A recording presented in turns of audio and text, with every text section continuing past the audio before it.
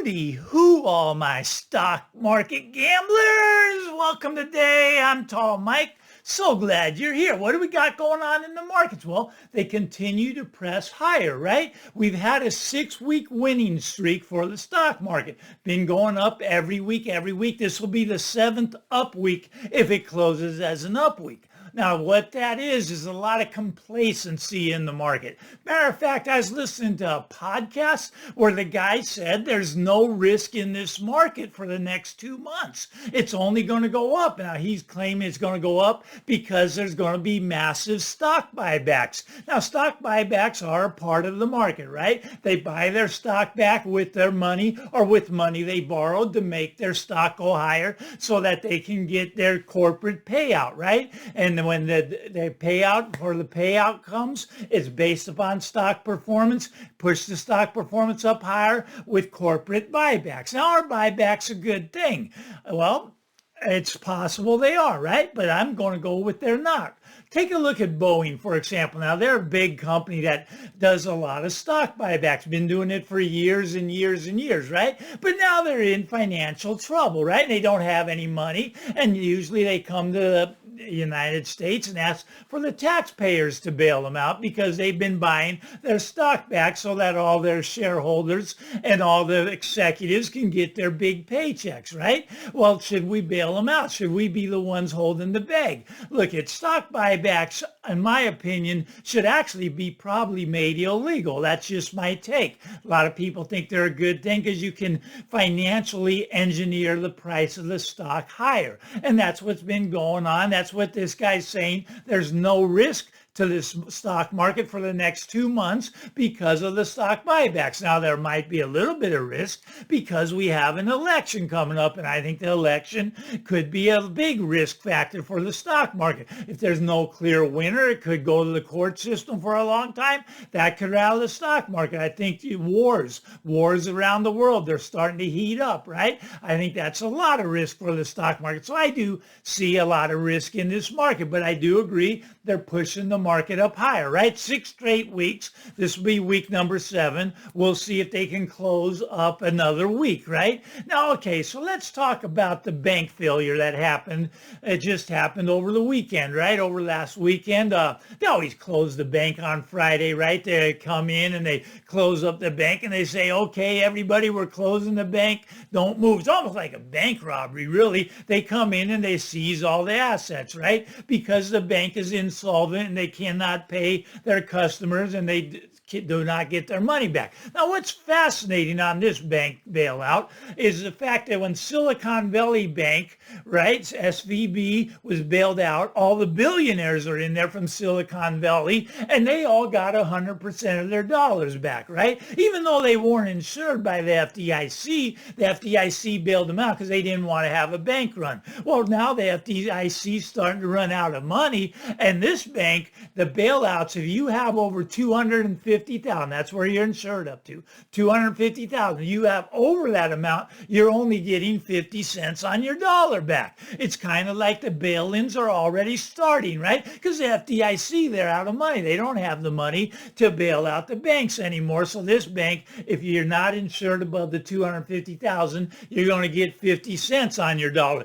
The next one, maybe you get 25 cents on your dollar. Next one, maybe you just don't get anything above 250, and then they start working their way down to you don't get anything above 100, then you don't get anything above 50,000. There's going to be bank bail-ins. I keep telling people, do not leave money in the bank that you do not want to lose. Only leave the amount of money in the bank that you can afford to lose. Just my take. Maybe I'm completely wrong. Maybe I'm just paranoid. Now today, there's really not a whole lot that I want to talk about, so I'm going to talk about my past life, right? And not to brag or anything, not to even give you maybe some examples of what to do or what not to do would be more the case. You can learn from my mistakes. Now I want to talk about, yes, I've been a real estate broker, well, a real estate agent since I was 18 years old and a broker since I was about 22 years old. So I've got over 40 years of broker experience, but that wasn't my main job. It was just something I did on the side, and that's kind of where I'm trying to get it to be now. They keep trying to make me work, but I want to be a side job for me, right? Okay, because I'm in the age where I'm starting to retire. I'm starting to slow down. Okay, I don't really need the money, so I don't really care about the extra business that people are throwing at me. But back when I was a young whippersnapper just starting out, I actually started out, well, I was very entrepreneurial even in the high school days. In high school days, I painted my own house. I was age 12, right? But I was tall, and hence the word tall, Mike. And some of the neighbors saw me painting my house, and they thought that was, oh, look at the little boy over there painting his house. So they actually paid me to come and paint their house. 13, 14, 15, I was a house painter. 16, I ended up, when I was 16, I could drive, right? So anyways, I started a lawn aeration business. I used to go out and aerate lawns. I'd go knock on the door and I'd say, hello, sir. I'm from Green Lawn Aerating. This week we're going to be in the neighborhood aerating your neighbor's lawn. We can do yours for the bare minimum cost. What we do, we remove a core of soil from your lawn every 6 inches, 2 to 3 inches deep. Now I could go on with the speech. You know, when I was 16 years old, I must have said that 1,000 times. I'd go knock on the door. I didn't know any better. That's how I got business. Go knock on the door. You go knock on the doors today, nobody's home. Everybody's at work. But back then, there was usually someone home, knock on the door, and I'd sell them a lawn aeration. Me and my buddy would come and do the lawns on the weekend. I'd sell during the week. My friends were working at Baskin-Robbins. They were making like $1.85 an hour. I was making over $20 an hour. I was always entrepreneurial, right? Okay, so fast forward, I started my entrepreneurial business after I got out of college. I worked in a bank for a while. I didn't like working in the bank, really. The bank was not all that fun. I thought, I met a bank robber. I met an embezzler. It was, it was a little interesting excursion for me, but I didn't even last 6 months. I wanted to go make my fortune, right? And I wasn't getting paid much to work in the bank. Bankers don't typically get paid at the entry-level positions much, but that's what I did once I got out of college. Quit working in the bank, and I went and I wanted to start my own business. I didn't have any skills, so I thought, what kind of business can I start? I opened up a video store, right? They were brand new then. I knew I liked movies.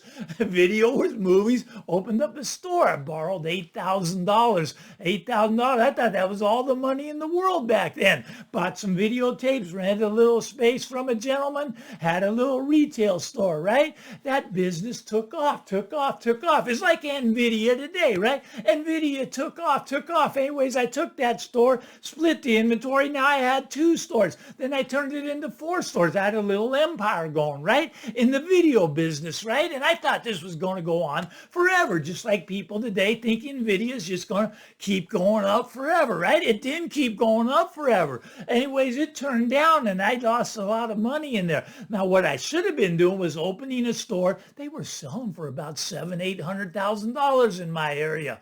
$700,000 or $800,000 for a little video store. You know what I ended up liquidating my last store for was about $20,000. You want to get up on the way up. You don't want to get out on the way down. Those of you that own NVIDIA stock, it's getting pretty toppy here. Maybe it'll double it. Maybe it'll triple. You stay in. You're gambling, right? I stayed in the video business way too long. It came crashing down, right? And I lost a lot of money. I made a fortune. That's where I made my first fortune. I'd say was in the video business. So anyways, video rental stores went up and then it came crashing down, right? And in that same time frame, I went out and I bought my first rental house. San Jose, California, paid $90,000 for it. $90,000. I couldn't afford to live in it, but I had, $90,000 at 14% interest rate. So I had this house and it was interesting. It was an old Victorian. You would not want to live in this neighborhood. It scared me when I had to go over and collect rent. And if they didn't send their rent check, I'd have to go knock on the door. This area, it made me very nervous. I was very, very frightened of this area, but it's the only place I could afford to buy at the time. So I bought this old Victorian house, and it was a really long house. And I ended up putting a wall in the hallway, and I called it a duplex, right? I turned the little laundry room in the back into a little kitchenette. Anyway, so I kind of had turned the house into a duplex. It was zoned R2, which means zoned for a duplex. So I bought a house for 90, put a wall down the center. Now I've got two renters in the front, in the back, right? I'm collecting rent. It's cash flowing. I put it on the market to sell it. I sold it for $130, right? $40,000. My God, as a kid, that was all the money in the world, right? Okay, so I was successful on the very first transaction there. What did I do? I went and bought a house, right? I go, this one I'm going to live in. Went and bought a house, but I couldn't really afford the payments. Had the video stores going. They were making money, right? But anyways, I was young. I was in my 20s, about, 22, 24. Anyways, I had a lot of friends then, so I moved them in as roommates. And all of a sudden I go, this is really fascinating. They're paying all my mortgage, right? So anyways, I had all this cash flow come. I was living for free and I was having a party with my friends every day. It was great, right? I was just a young kid. I didn't know any better, so I went and bought another rental house.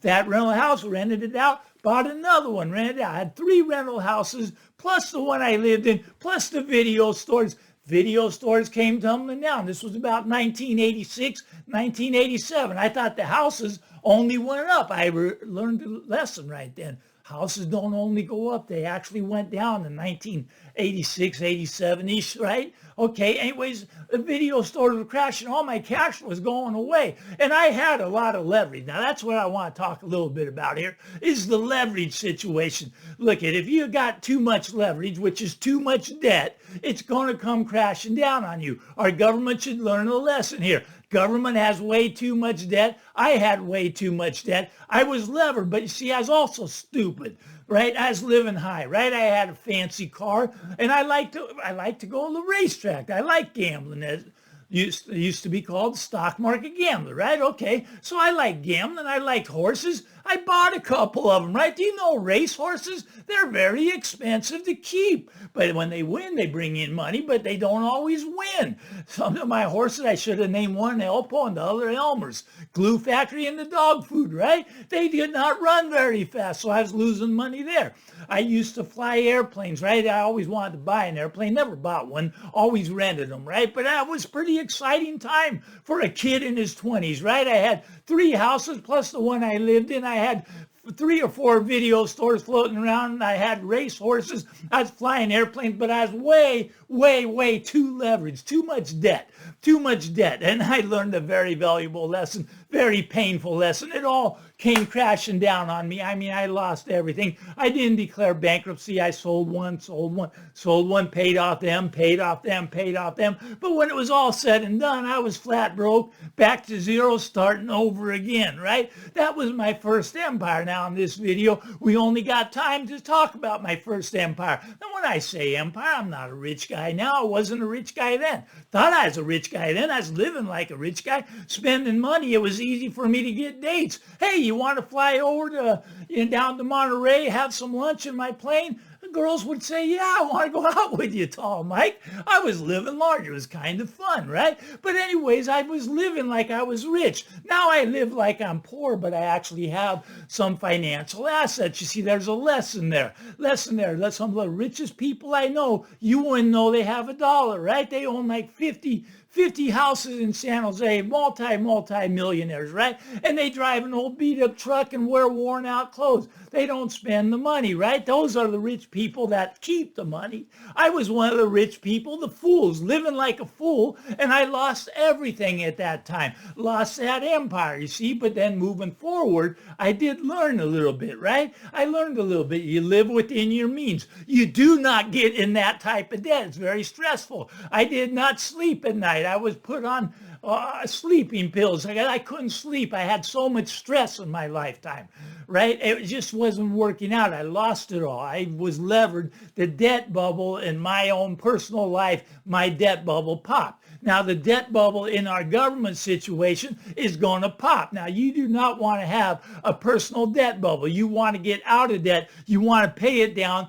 Bad times are coming ahead. I'm warning you now. If you are levered with debt, you're going to get hurt in this next downfall. Look, it's great. I thought the houses only went up. I thought the video business would continue forever. You see any video stores anymore? No, you don't. Look, at Nvidia's of it going up, running, but it's not going to last forever. I promise you that. It will come crashing down, and you will lose a lot of money if you stay too long at the table. You want to cash in some of your chips, put them into a safety play. What's the safety play, Tall Mike? You guys know I love gold and silver. That's pretty much the safety play right now, because the only thing that's guaranteed is our government's going to continue to print money into oblivion. The gold trade's still working. The silver trade's still working. The miners are still working. I took some of my miners off. I still have a lot of them, but I took some of them off, right? Because they went up so much. Sometimes you just got to cash some chips out, right? Before it all comes tumbling down. I hope you got something out of this. Maybe I bored all of you, but anyways, that's a little bit of what I wanted to talk about today. If you liked it, give me the thumbs up. Why not punch that subscribe button? Get out there, everybody. Enjoy the day. We'll talk again real soon. Bye-bye now.